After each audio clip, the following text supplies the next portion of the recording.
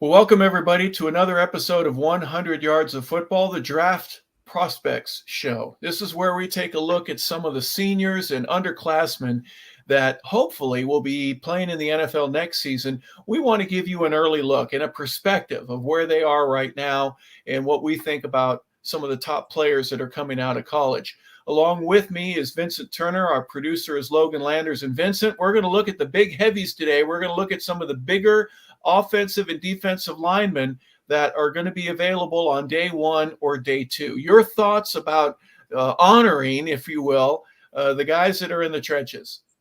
Well, like you always tell me, and you played in the league 11 seasons, you always tell me something simple that I've been listening to you over the past few weeks. The game is really won in the line of scrimmage. You got to have offensive linemen. You got to have defensive linemen. So I'm honored today to talk about these three young men. One of them is from my hometown, the 901, out of Memphis, Mr. Walter Nolan, by way of Powell, Tennessee, at Ole Miss right now. So it's going to be exciting. Talk about these gentlemen drives and the opportunities to get to the next level in their skill set today here on 100 Yards of Football. Well, we'll save the best for last. Memphis will be last. Mr. Nolan, someone we'll talk about there. We're going to look at three right now. We're going to feature three different linemen, and we're going to start today with London Jackson. He's a guy out of the University of Arkansas. He's an edge rusher. He's 6'7", 280 pounds. He can run. He can move around. He's got a great motor. Here's what I like about Landon.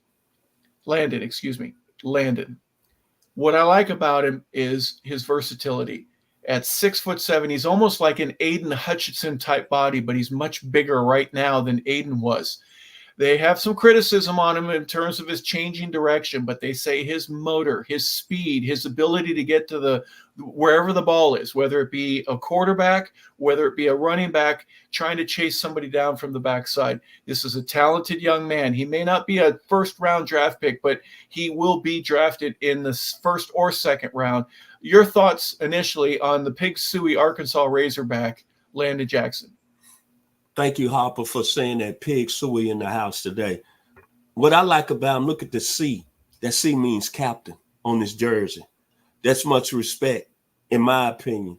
The one thing I watched him play 2 weeks ago against Tennessee, and I sit there and watch his skill set. One thing, he never gave up on the play.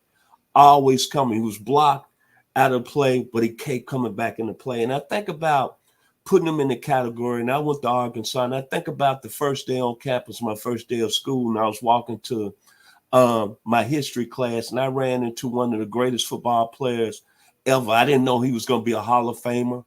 I didn't know he was going to be a Chicago Bear, Dan Hampton. He's got them same kind of qualities with Dan Hampton. Tall, big for his size. Then I think about all the other great D linemen that's played at Arkansas. Lloyd Phillips, Wayne Martin. Even though Billy Ray Smith played defensive tackle and he transitioned to linebacker in the pros, when it's all said and done, Landon Jackson is going to be remembered as one of the best defensive linemen that's came through the University of Arkansas up there in Fayetteville. And think about this. He started his career at LSU. He's from Texarkana, Texas.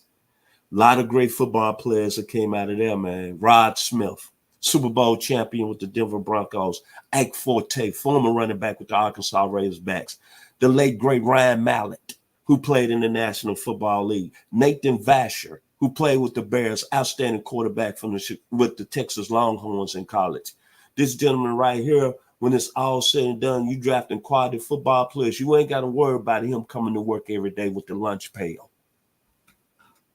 Yeah, here's a lot of interesting things. Here's a quote. He aligns at multiple positions, and if I stop right there, he can play outside edge. He can play inside the tackle. He can play outside the guard. He can play inside the guard. That's going to be a versatility thing that goes with him that I think will be a benefit for him and obviously an advantage. The more you can do, the better off you are, especially if you're not going to be a top 10, top 15 pick. Someone's going to find value in that. He aligns in multiple positions, and he's able to stop the run. He's an impactful pass rusher. With his long arms, he's going to have to learn a second move. If he doesn't want to power through somebody in bull rush, his ability to get the offensive lineman's hands down and away from him and be able to go around the edge, that's going to be something that he'll have to develop.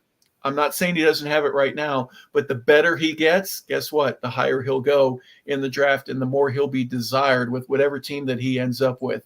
We mentioned his motor. He's a high effort guy, long arms, strong hands. He's got functional strength, meaning that he can do a little bit here, a little bit there. Everywhere you look at him, he's a strong dude. One of the weaknesses that he has is that he loses leverage. In other words, at 6'7", sometimes he's a little bit too high, and a lower, smaller, better fitting offensive lineman can get underneath him at the pad level. That's something that he'll need to work on a little bit. His change of direction is something that they question right now, and consistency in technique, meaning he does it one way and then he'll do it a different way that may not work. So once he learns to master his first move and then develop his second, everything and being able to be consistent over a long period of time, that's something that will enable him to be a much better player and last a lot longer in the league. He has 3 points, 2 sacks against Alabama. That's what really put him on the table in 2023, excuse me. He has a violent temperament. When you think about that, he's a mean, bad man, if you want to put it that way. He sets the edge and he wins at the point of attack. So these are all things that you need to have. He uses his hands well to beat linemen. He has a good counter move. He's very disruptive, et cetera, et cetera. Landon Jackson at 6'7", 280 pounds is a very good football player. We hope that he's able to work on those skills and work on developing different things that he has in his weaknesses so that he'll be an impactful NFL player as well. Our next player that we're going to look at is Donovan Jackson. If you take a look at this guy, no relation, of course, with Landon, but man, how would you like to have an offensive guard with this kind of body? Oh, my goodness. He's 6'4", 320 pounds. He was a first-team All-Big Ten player in 1922 and 23. He was a 5-star recruit out of Ohio State University. Many people think that he is a day one Pro Bowler. Your thoughts? Young man come out of the Houston, Texas area, out of Bel Air, same high school, Marvin Wilson that went to Florida State, Walker Little, who's right now with the Jacksonville Jaguars, Stanford University, basketball star DeAndre Jordan, and Jaden Waddle. We all know about him with the Miami Dolphins. So he's coming from good, I would say, good water down there in Houston. Mm-hmm. When they talk about him playing guard at Ohio State, I always talk about he got that first step quickness, and then he can climb the level quickly at the second level quick. But what I learned about him, what they say in Ohio State, that he might be the best offensive lineman that's came on that campus ever. Yeah. That's going to go to the pros ever. Yep. Think about this, Harper. Orlando Pace, Jim Lachey, Jim Parker, and John Hicks. They're putting this young man in that category. So I don't have to say much more. When the Ohio State Buckeyes and they press people are saying this about Donovan Jackson and where he's from outside the Houston area, I don't have to say no more. You got the floor. Yeah, absolutely. It is quite an honor to have as many people confirming that. A day one prospect, he has an explosive first step, which is what you mentioned. He gets through to the second level as good as anybody. Very strong hands. He's a violent player. It means he likes to move you around if you're a defensive guy and get you out of the way. He's quick to getting into his assignment, if that makes sense, right? What do I need to do? Where do I need to be? He gets there a little bit faster than what others do. He works his head to the play side. That's a correction that I think is underrated in terms of its importance. For a player to be in the right position at the right time and to work on that and develop that to be a skill, that's something that very few people work on. But the fact that he is noticed for that, obviously that has an impact, at least on me and what I think about this guy. Top flight interior lineman. He has an elite IQ and he has scheme versatility. He was a high school All-American, as we mentioned, a 5-star athlete. And here he is going into his senior year at Ohio State University, and he'll be a day one player when the draft comes around. What are his weaknesses? What does he need to work on? They say he's a little top heavy and that he lunges. In other words, when he's going to pass set on somebody and ready to make contact, if he moves just a little bit too far forward and there's not direct contact, he gets out of position. He needs to work on his footwork a little bit more, and he lowers his head at times and gets beat. Those are things that are all correctable. Those are technique issues that he can work on, and he can perfect that without a whole lot of effort. But whether or not they see it on film, but boy, if you look at this body right here, how would you like to be a running back and have that man in front of you? Donovan Jackson, a day one offensive lineman, and as Vincent said just a moment ago, one of the best to ever come out of Ohio State University.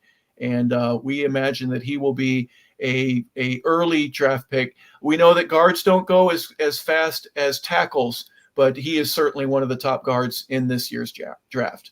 Our third guy that we're going to look at from Memphis, Walter Nolan. He's playing at Ole Miss right now. He had come from Texas A&M. Here's a 6'4", 290-pound interior defensive lineman. He's another five-star athlete. You only like him because he's from Memphis, right, Vincent? Come on, I'm teasing with you there. There's obviously a lot of things, but look at this big man and get a look at where he is going right now in terms of Mississippi and his strength in being a top 10 team with the Rebels.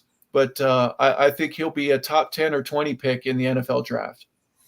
Well, Harper, of course, anytime I don't get the royalty, it's saying a gentleman from you that's from Los Angeles that got out of great athletes. So when you get a specimen that's out of my hometown that was born in Memphis, of course, Harper, I'm going to be excited. Of course, I'm a brag. The 901 in the house. Yes. So when I look at Walter Nolan, I saw him on Saturday night play against LSU. And LSU had two potential first-round offensive tackles in the 2025 draft. They're talking about Will Campbell and Emory Jones. And you know what Mr. Nolan did? He gave them the business on Saturday night. Go back to YouTube and watch the game, people. When I look at him, 6'4", 290, that is special, man. First step quickness, special in rushing the passer. The hands, violent. But I don't want nobody to get upset because I made a comment on a video 2 weeks ago. And I forgot we was talking about a quarterback. I can't remember the name. Might have been Jim McMahon. And somebody challenged me on YouTube. And I brought up Tony Robinson. So the young man said, why don't you stop bringing up people that's not relevant? Right? So I told the young man to respond to him, well, see, youngster, you don't even know Tony Robinson because you don't want to give the old people their flowers in history. Well, when I look at Walter Nolan on Saturday night, and I didn't see him play that much with Texas A&M, but I said, don't get upset, youngster, and don't you other people don't get upset because, see, y'all don't know football. See, I got something very advantageous to me today. I got a gentleman that played this game at a high level, a gentleman that played in the 80s. He played with some of the greatest players, so he could understand and vouch for me. I watched Walter Nolan on Saturday night, and I saw a little bit of Joe Green in him, a little bit of Bruce Smith, a little bit of L.C. Greenwood, a little bit of Harvey Martin. He even got a little bit of Myles Garrett just because of his size, 6'4", 290. He was able to go in, with his quickness. A little bit of Greg Townsend that played with the Raiders. And he got that same type of ability. Now, he's not as athletic as this guy. And this is for you, youngster. He's got a little Dexter Manley in him who can rush the passer, who can play against the run. He's at Ole Miss. Now, Ole Miss has had some great defensive players. The late, great Freddie Joe Nunn, Derek Burris that played with the Philadelphia Eagles. The late, great Ben Williams, who was one of the first great defensive linemen that got drafted, I believe, the 75 draft. So when it's all said and done, he only played 1 year at Ole Miss. He might go down as the greatest D lineman ever played in school history. Back to you, Mr. LeBel. Yeah, it's interesting. Would you compare him to Warren Sapp at all? But he's bigger. He's a bigger body, right? He's 6'4", and Warren was about 6'1". It's what you're talking about, inside quickness, no question about it. Yep. That's a good name. But what I was really kind of comparing to is guys his size, so big and so quick. Yep. You know what I'm saying? He was rushing a pass and making the inside move, and you can help me out, where he went one way on outside, and he came back with a block, and he was coming up through the center. And, man, that's, to me, that was vintage L.C. Greenwood, vintage Joe Green, vintage Greg Townsend, vintage Dexter Manley. Yep. That's what I was saying. And the reason I was comparing to them, remember, all those guys were 6'3", 6'4", And when you look at Joe Green was 6'4", 275. This gentleman here is 6'4", 290. 290. Yep. Yeah. Much bigger dude. And, just making comparisons to some of the greats from the day. Let me read you a quote. He is strong, powerful. He is a versatile defensive lineman. He is a run stopper, and he is a high-level pass rusher. His first step is his greatest strength. In other words, he gets off on the snap count as well as anybody that's out there. He has strong, violent hands. He is powerful, and he is fluid, meaning he can move and still stay in position. That's an important key for anyone that's locking somebody out and gets to skate down the line of scrimmage with another 320-pound guy on you and being able to maintain your position. What are some of Walter's weaknesses? He is inconsistent in balancing and moving laterally. That's one thing that they say that he needs to work on, and he plays a little high. So at 6'4", if he plays like he's 6'2", that can make a magnificent difference for him. But everybody agrees that he plays with strength, with power, and with speed. From the edge, which he has done, he's gone outside. Strong hands, and he can stop the rushing against the offensive tackles. On the interior, he can shed blocks, and he can hold the point of attack. He redirects well, and he's very disruptive. On the outside, he has speed and power. He has a crossover to get to the inner path. He has quick hands in order to beat the offensive lineman. From the inside, he has a great rip, and he can penetrate through and get the backfield and move the quarterback. He is an impact player, and he's very consistent. So those are the scouting report terms that are being used for Walter Nolen, a Memphis guy who is playing at University of Mississippi. Final thoughts, Vincent? Like the young man, really I like all our prospects. I think they're high quality today. You can't go wrong with Landon Jackson. Watch him on Saturday night against LSU. Donovan Jackson, what more can you say? Playing at a school that's had some great offensive linemen, especially Orlando Pace. Some people say he might be the greatest offensive tackle that ever played in the National Football League. And, of course, I'm so proud of Walter Nolen. I know people might get tired of me. They might not like me. I do not care. But an athlete coming out of 9-on-1, especially football, this is special. But Walter Nolen is doing, he's representing the whole 9-on-1. Penny Hardaway, Wayman Bugs, who watches the show out of Nashville, Tennessee, my friend, the only player in Memphis, Tennessee to be named Player of the Year in football, baseball, and basketball in the same year. And, of course, my friend Jerry Knowlton that played at Memphis State University, Keith Simpson, Eric Harris, I can name them all, Eric Fears. Mr. Walter Nolen is representing the 9-on-1 very well. And also the Kevin Austin, who's right now playing with the Pittsburgh Steelers. It's been a pleasure today. I love this. I love talking about these young men getting ready for the NFL draft because this is their dreams. And you know why? They're going to make their families happy. They're going to make their families proud. And the greatest thing I like is watching draft night and seeing the mothers and fathers cry. The hard work. Yep. The challenges, being poor, being homeless, some of them. That's why I like talking about the NFL draft prospects. And I'm so blessed because I got a gentleman in front of me right now that's been there, done that, and he can talk that language. See, I can't talk that language as a player. I can't talk that language of being drafted. I wish I could. If I could say anything in my life, I wish I was an NFL player that got drafted. That's a feeling that's unbelievable. Only a few people in this world has the opportunity to take that to the grave with them. That's why I like the draft process, and we talking about the draft prospects. Back to you, Mr. Harper LeBel. Yeah, it's a special day for a lot of guys. You can make your mamas and daddies cry and everybody in your family. And if you go to the right team, you're going to have a lot of fans that are going to be crying tears of joy because your number one pick is going to help you win some ball games. I love it. It's a great part of the game. We're excited to bring it to you. Today, we looked at the big heavies. We looked at some of the guys that are going to be a part of the draft day process that are a little heavier than most of the other guys. They're not quite the specialist, although they are special in their own unique and separate way. A defensive end, an offensive guard, and a lineman that can go pretty much anywhere he wants to, between tackle, guard or at the defensive end position. So we've looked at 3 of them today. We'll bring you more in the future, but thank you for paying attention to our Draft Prospects special. We appreciate you being a part of it. Here at 100 Yards of Football, we want to wish everybody a wonderful and fantastic day. So for Vincent Turner, for Logan Landers, I'm Harper LeBel. Have a great day, everybody.